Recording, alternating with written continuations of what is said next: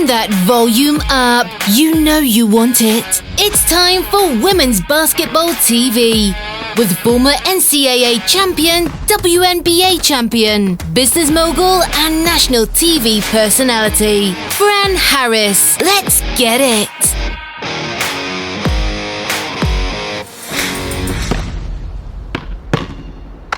Kenny the Jet Smith. Have you lost your mind? My boy, are you kidding me?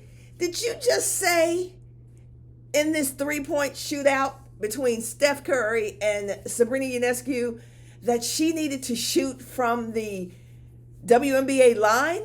Now, let me say this. I believe that Kenny was saying she shouldn't have to adjust her line, the line that she shoots it from. He's saying that that's what's fair.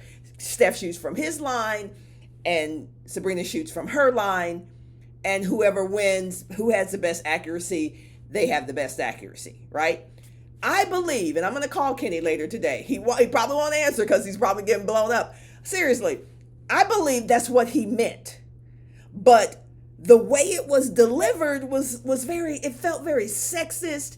It sounded very sexist and very like, let the little lady shoot from the little lady's line. So that's why people are losing their minds. So let's just get this. You know what? What do you think? What do you think Kenny was saying? And how did you feel about it? Listen, I thought the contest was amazing. And I believe it was set up the way it should have been set up. Because now, if we're going to follow Kenny's conventional wisdom, then Sabrina should have been shooting with the men's ball, or Steph should have been shooting with the women's ball. It's about distance and accuracy. So if they had chosen to shoot with softballs or baseballs, the three-point shootout is about distance and accuracy. The accuracy from the same distance. Although, did the NBA really spell out what the objective of the contest was? They did not. But that is how I interpret the three-point contest. Same distance, shoot with whatever you want to shoot with. So people are losing their minds because Kenny the Jet Smith was adamant. And by the way, Kenny the Jet Smith was not a three-point assassin like his broadcasting partner on TNT last night, my guy, Reggie Miller. Reggie and I called the WNBA for, I think, 3 or 4 years for when Lifetime was one of the broadcast partners. I was working with Michelle Tafoya and Reggie Miller. And so Reggie was like, no, Sabrina showed why she's an assassin, a lethal weapon from beyond the arc. That was fine. Reggie saying, what are you saying, Kenny? Like, that is ridiculous. And I'm going to tell y'all this. Sometimes, give y'all some trade secrets so some of y'all can stop losing your minds. Sometimes a producer will be in your ear and will say, okay, let's take opposing views. Sometimes that happens, y'all. Sometimes it's like, what do y'all think about this? Fran, what do you think about this? Well, I don't like this because blah, blah, blah, blah. And then the person I'm working with will say, I kind of feel the same way. And they're like, okay, but it's going to be better if you don't share, if you don't agree with this, if you don't agree with each other, right? So sometimes that happens. Not saying that happened last night. I'm saying, as a broadcaster, as someone who's been in this business for almost 30 years, that does happen. So it's very possible that they needed to take opposing views just to spice things up, just to make it a little bit more interesting, y'all. All right. But let me ask you, what were your thoughts about the three-point contest? Drop them in the comments. I was like, Sabrina, if she hadn't had that cold spell, I think she missed like 3 in a row. And I was like, Steph Curry, the Chef Curry is not going to miss, more than 5 shots. He's not going to miss a whole lot. And it got a little tense. And you can say what you want to say. I know Steph Curry felt Sabrina crawling up his neck because she's a dynamic shooter. She's an absolute dynamic shooter. And he knew it was going to be a competition. And knowing Steph Curry is like, he wasn't saying, well, I got to beat this girl. Well, that's some dumb stuff that people are circulating out there. That's not what it's about, especially among shooters, because that is a skill that only 10% of people, men or women, have. Great shooter, that's a very elite skill set, regardless of gender. So if you can shoot, you can shoot. That's why they kept saying, shooters shoot, shooters shoot. Right, well, actually, shooters make. Shooters do shoot, but real shooters make the shots. So that's why they kept saying shooters shoot, because it's not about gender. And everybody tries to make something either about black, white, or everything is about girl, boy, man, woman. And some things don't divide that way. Some things don't even need to be in that dumb conversation. If you can shoot, you can shoot. Period. But what did y'all think?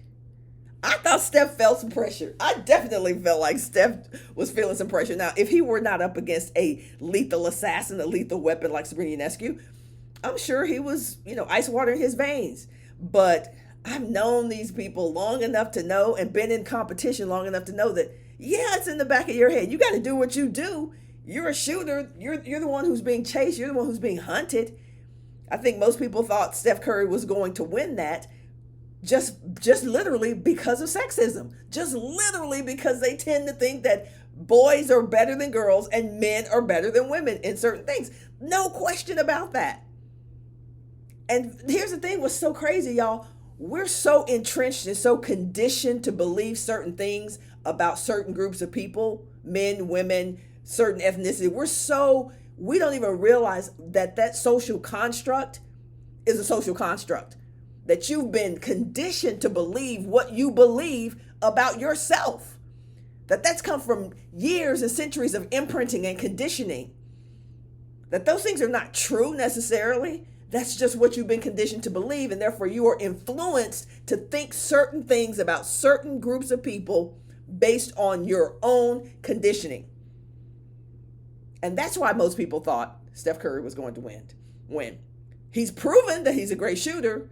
But people who have never even seen basketball, when asked, who do you think is going to win the three-point contest? Steph Curry or Sabrina Ionescu? Said, I don't know a whole lot, but I guess the guy's going to win. That's a true statement. That's a true statement that I heard somebody say. I'm not making that up. Somebody said that yesterday. I said, what? You're not even a basketball fan. You're a football person. You're a football person. And by the way, men and women.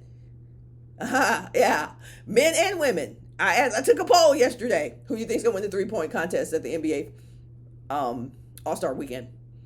Who's in it? Steph Curry, Sabrina Ionescu.